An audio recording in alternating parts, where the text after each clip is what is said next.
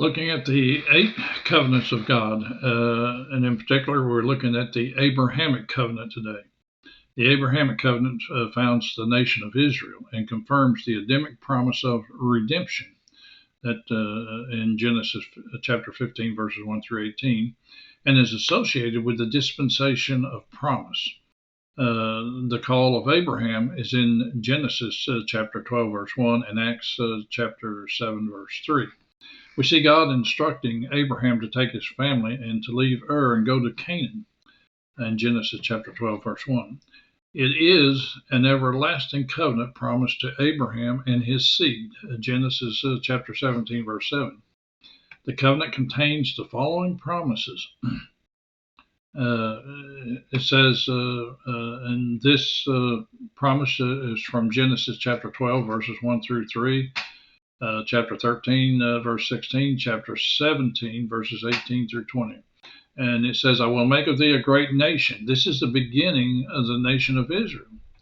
And then Genesis, again, 13, verses 14 through 18, and chapter 15, verses 18 through 21.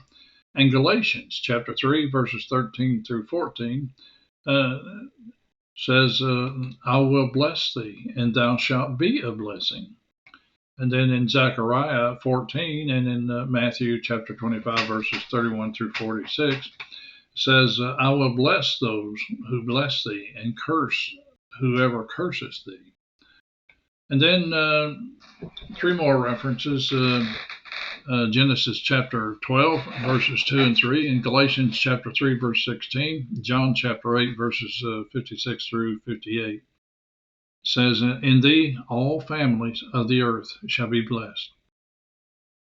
And then the next one, it says, make thy name great.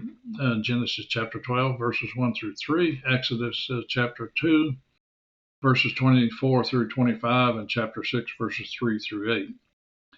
An unconditional promise of the land of Canaan given to Abraham and his seed forever, and will make his seed as the dust of earth, is found in Genesis chapter 13, verses 15 through 17, and further referenced in Genesis chapter 15, verse 18 through 21.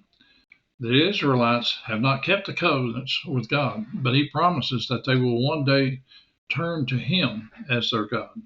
In Zechariah chapter 12, verses 10 through 14, and Romans chapter 11, verses 26 through 27. And in Romans there, we note that at the end of the tribulation, near the end, a lot of the Jews will be killed, but those that survive will all accept Jesus Christ as their Messiah. All Israel shall be saved. So this covenant is foundation for several other covenants, and we should take notice of several things. There are national promises given to Israel. There are personal promises given to Abraham. Other nations will be blessed or cursed depending on their attitude toward Abraham and his seed. And there is a promise of the universal blessing through Abraham that is fulfilled through Christ. Should also be noted that in subsequent revelations there were additions to this covenant.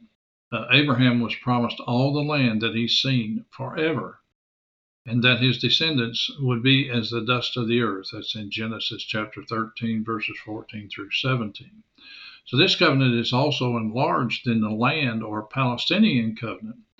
And then in Genesis chapter 17, verses 1 through 18, the covenant was confirmed. Abram was given the name of Abraham and would be the father of many nations, other than the nation that would inherit the land. All the land of Canaan was given to the seed of Abraham for an everlasting possession. And there is a personal relationship between God and the seed of Abraham, with God promising to be their God. Is the Abrahamic covenant an unconditional covenant? Some say no. But let's see what the Bible says. That's more important. In Genesis chapter 12, verse 1, Abraham was given one condition when he went to the land of promise. He was given the promise of possession of the land, and this was given as an everlasting covenant in Genesis chapter 12, verse 7. After this, there were no more conditions imposed on Abraham, and the promise now depended only on God keeping his promise. The Bible declares the covenant to be eternal and is therefore unconditional. Genesis chapter 17, verse 7 declares the covenant to be an everlasting covenant. And Genesis chapter 17, verse 13 says, an everlasting covenant. And Genesis chapter 17, verse 19 says, an everlasting covenant and with his seed after him. In 1 Chronicles chapter 16, verse 17, it is confirmed to Jacob and Israel as an everlasting covenant. Psalms 105, chapter 10, is confirmed to Israel for an everlasting covenant. In Hebrews chapter 6, verses 13 through 18, God confirmed the covenant by an unchangeable, immutable oath. So this covenant was made specifically for the descendants of Abraham through Isaac and Jacob, who was later named Israel. And this covenant was ongoing, irrevocable, and everlasting. And since God has not fulfilled his promises yet, he will fulfill his promises in the future when he returns on his return to earth. The promises made to Abraham were to his physical descendants. In Genesis chapter 25, we see Abraham had 8 sons. However, the Bible goes on to tell us that the promises were only made to the descendants of one son, Isaac, in Genesis chapter 17, verses 15 through 21, and chapter 21, verses 9 through 13. The Lord told Abraham that it would be through Isaac and not Ishmael.